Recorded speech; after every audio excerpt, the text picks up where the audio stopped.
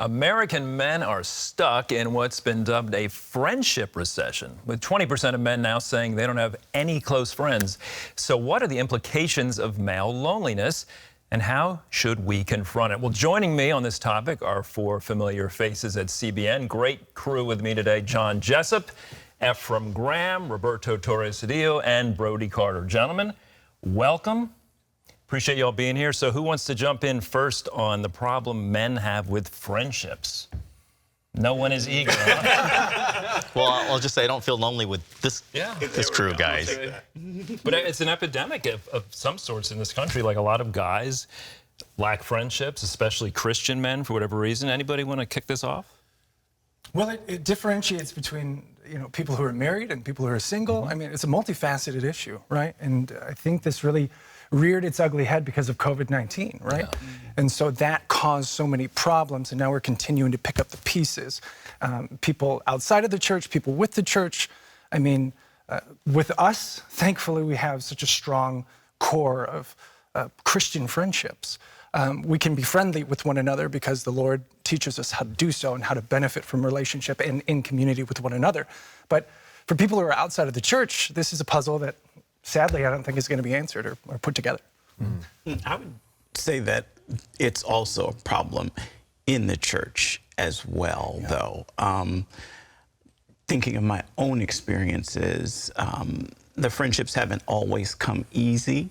And even being a leader in the church, it's always, for me, I've seen a struggle to get men to come together, especially because we've been, as a church, trying to get them to come together, us to come together across age gaps, so that the older can be mentor to the younger.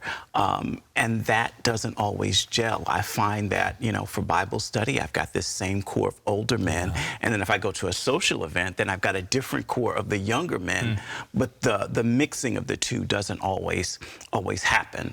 I've been blessed to say that I've had the same best friend since college. We're fraternity brothers. He's the godfather to my children. We've been friends since college. But I know that that is rare, and I value and treasure him. He's been with me at every single emotional difficulty, every single emotional triumph. But that's something we've both fostered since college. Wow. Wow. Yeah, I'm reminded of a couple of weeks ago, I went to Sunday school with my 3-year-old. He's having some difficulty getting accustomed, getting with new kids. He's the first child. And as I was there, I was just kind of interacting with some of the kids. And one of the little girls, after a while, turned to me and said, "Daddy, hey." And she was trying to get my attention, but she used the word daddy. And then I was just taken aback by that. And then I thought, that's interesting that she did that. It could be that, she just didn't know my name, and she just kind of said daddy because she saw that I'm Benaya's father, my son.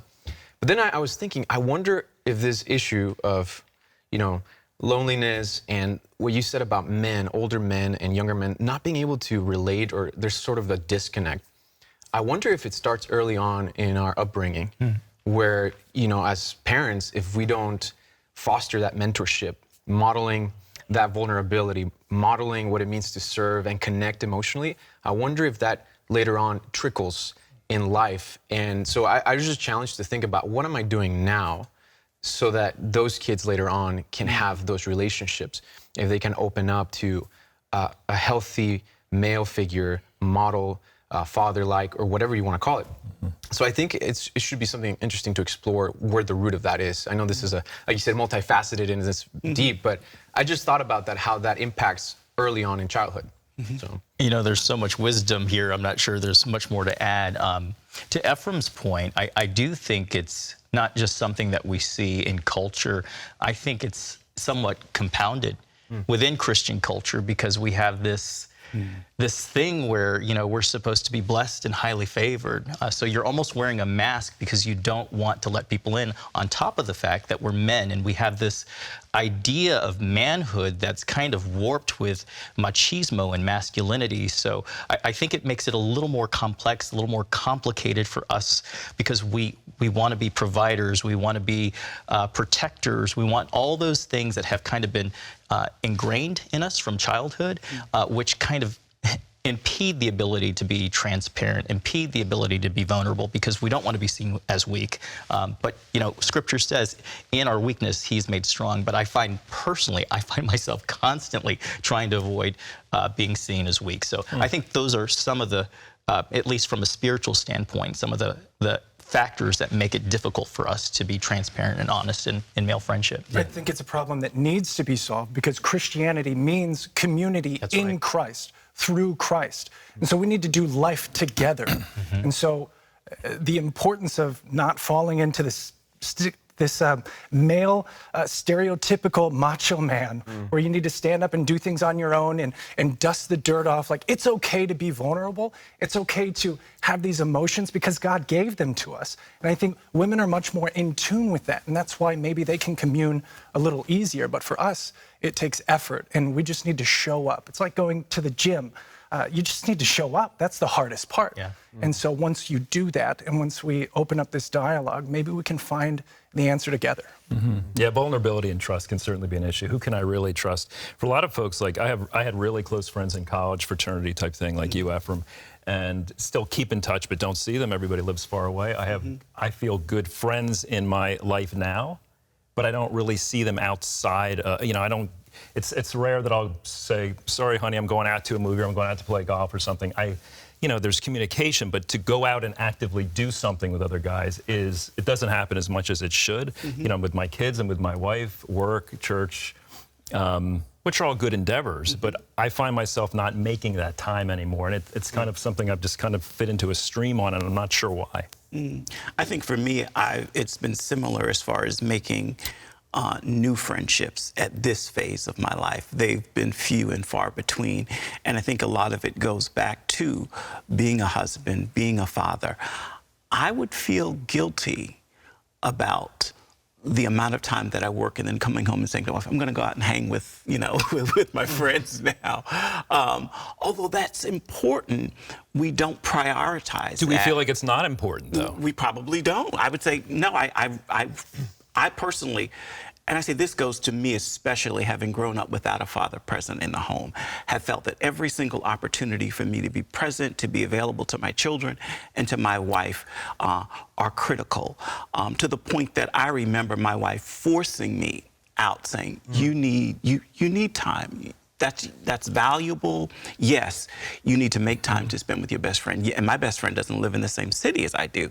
So it was like, okay, 1 week out of the year, for many years, it was, okay, this is your time to travel back home to New Jersey, to spend that week with your best friend, and you guys can invite fraternity brothers to come together.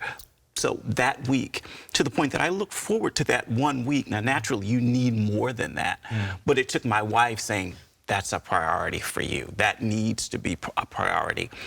You can't just live for us. You need that male company.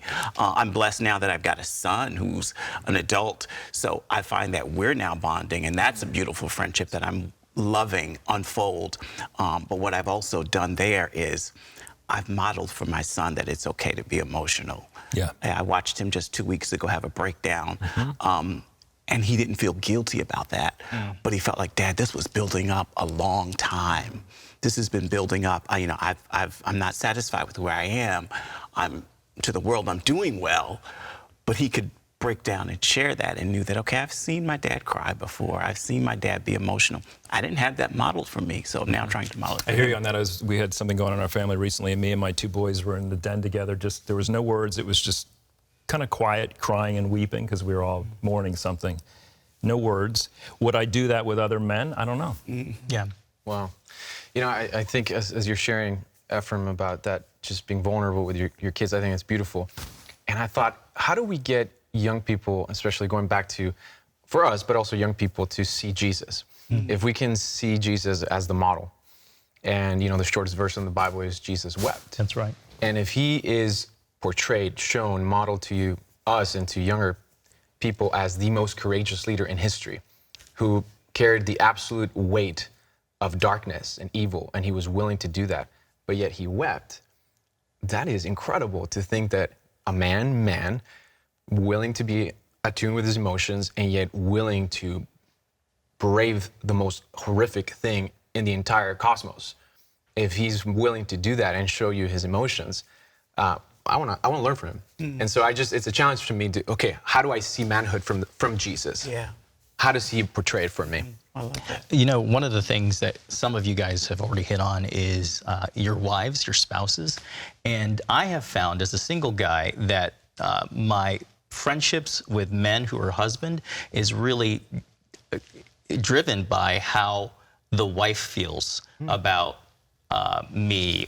And I wonder if it's the same for you guys, because, you know, conversely, I have a friend from the DC office, and he'll constantly talk about going to small group, and he doesn't like it because he doesn't connect with any of the guys, but his wife wants him to go because she connects with the ladies. So I found that seems to be a similar theme or thread, but the guys that I tend to get along with who are married, their wives and I are close. So is it the same for you guys? I would say my wife is a driving force for the connections that I make outside of the home. She is usually the initiator of that. As far as having people over, doing social things, yes, she initiates that, but that's just not my personality. People find it hard to believe Yeah, when it I is tell them surprising. I'm actually a very private person. I'm the first out of the church on Sunday to my car. My wife is usually lingering. I'm glad that we drive Okay, so separately. why are I go. are you guys like that too? Yes. Okay, so why? You're not, Brody. No, I'm very. You hang out. I'm an open book. He's the extrovert. You hang out after Shaking church. hands, high fiving. It just depends. I mean, is the pollen in the air? How do I feel that day? So yeah, circumstantial for sure. But if I had my choice, I would like to spend as much time in community as possible, because that's when I'm alive. That's when I'm electric. When I'm jumping back and forth with a new friend, or we're playing music together, worshiping the Lord, that's where I thrive. That's cool. In community. I think it's important. You know, you mentioned the phrase friendship recession, and when I was looking that up, it suggested that the number of friends has decreased over the last several decades, and I don't think that should be the denominator. I think it's about the quality of friendships. So, you know, I might have 2 or 3 guy friends that I'm close to, and I can go to each of them for different things, as opposed to having, you know, a network of 20 or, you know, or more friends that are just surface. So I think there's something to be said. Like, let's not just allow the statistics to drive our thought processes on this topic. I think if we take inventory of our friendships and how we do relationship, I think that can also be a positive silver lining in all of this. Excellent point. I think sometimes with Christian male friendships, there's the thought that this could be boring because, for instance, like, you know, I'll reminisce with my fraternity brothers about fun times, good memories, times we were, you know, this, that, or the other. But with a lot of Christian men now, it's, you know, how can I be your accountability partner? And how can I help you? And they mean well. Yes. I say it too. How can I help you walk through this season? All important stuff. But some Christian guys think that the friendships may not just be as enjoyable as, you know, 2 decades before.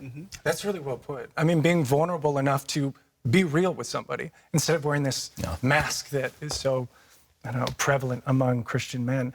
And also to step outside of ourselves, that it's not necessarily for me. Like, this relationship is give and take, and it takes 2 people to have a relationship.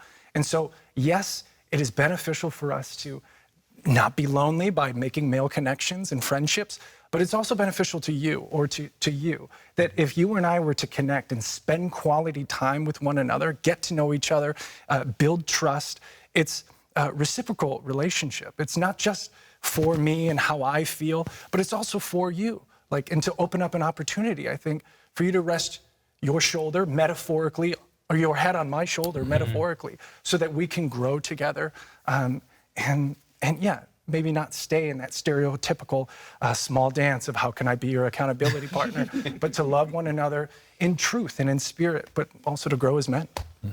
Some practical ways that I'm thinking we can do that in our modern world, grow through those.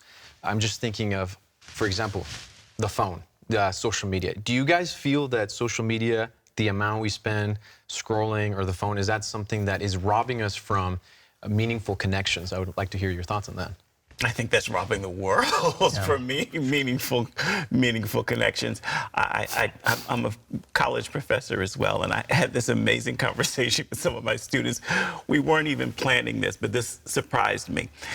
We were talking about dating and relationships, and I'm trying to figure out how this come up in a journalism class, but I went with it. But anyway, they revealed to me that they could see someone that they're attracted to and interested on campus. And as opposed to saying hello, as I'm walking by you, they go back to their room and find them on social media and send them a DM. And I'm thinking, huh? You just walked by them. You were just in their presence. Why didn't you say hello? Why didn't you? Because you can study them. You can see who their friends are and see if there's like intersectionality there. I think that's robbed us. And I think for men, unfortunately, it's even more critical because we probably are not as engaged on social media as on a deeper level. My wife really connects with old friends on social media. She can tell me their business, who's doing what, X, Y, and Z.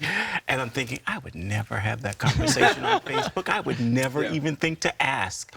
But she's learned some really crucial and important things about people that way. And I don't think we're encouraged to dig or dive that deep, period. So social media just exacerbates, for me, that issue. Andrew, you know, I want to ask you, because the loneliness impact isn't just on, it doesn't impact just our relationships, it impacts our emotional health, it impacts our physical health. You know, men's rate of suicide is much higher than women. We have higher rates of anger and stress. So you know, not pinning this all on you, but I'm curious about your thoughts from a spiritual, as Roberto was just saying, you know, we have Christ as our model. How can we do better as men and model that not just to our fellow compatriots, but to the younger generation? Oh, John. You're welcome. For you.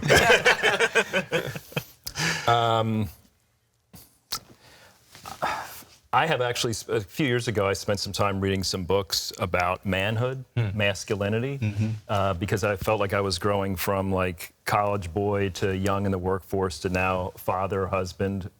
How can I do a better job? All these things. And I began to realize like men are wired a particular way, and it's different from women.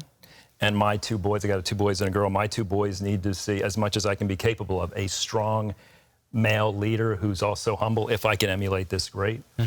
And we talked about that kind of macho, machismo kind of thing with cynicism, and I get it as a joke, but like this, the world needs men, and to find that grounding in the Word of God is so crucial and important. And I find, just real quick, my biggest struggle is I'll get whiny internally and just cranky internally about stuff that's really not even important. And sometimes I just feel God's patience, like, all right, Andrew, here you go again. I got to get on my knees and say, Lord, I'm sorry for my selfishness. I think recognizing where you're weak as a man, and then as a husband when you're married, and as a father when you have children, like, and what are those weaknesses, and how can God repair that in me? Yeah. Wow. I like that. It sounds like you hit on the themes of really walking in humility.